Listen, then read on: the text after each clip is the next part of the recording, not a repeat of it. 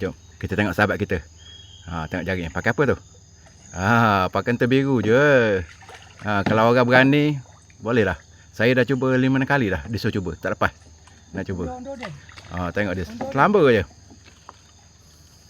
Udah. Ni dia Pakcik Robi nama dia. Memang lagu dulu lah.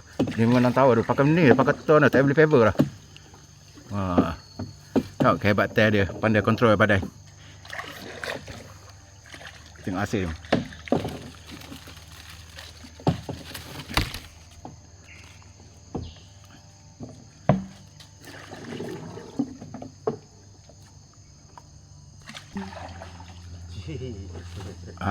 Adalah hasil. Lampang kunyit orang panggil. Siapa berani boleh lah naik pakai terbiru je. Tak payah pakai paper lah, jimat. Kalau orang tak berani tak payah, duduk je terus terbalik terus.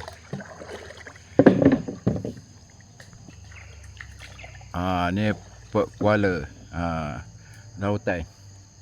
Tu tak suasana dia gelap.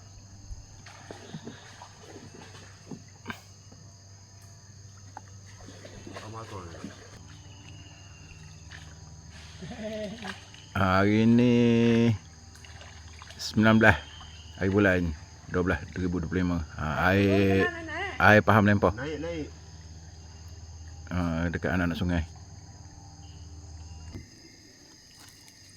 Alhamdulillah ada satu seekor lagi rezeki ikan kelabang mata merah.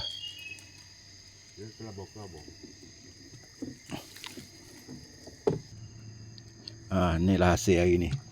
Pagi ni tak jaring. Tak banyak, boleh lah. Anak-anak ikan terperas, anak lampang Jawa, anak Tenggalek, macam-macam ikan lah.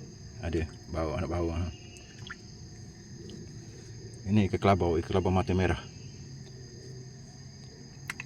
Hari ni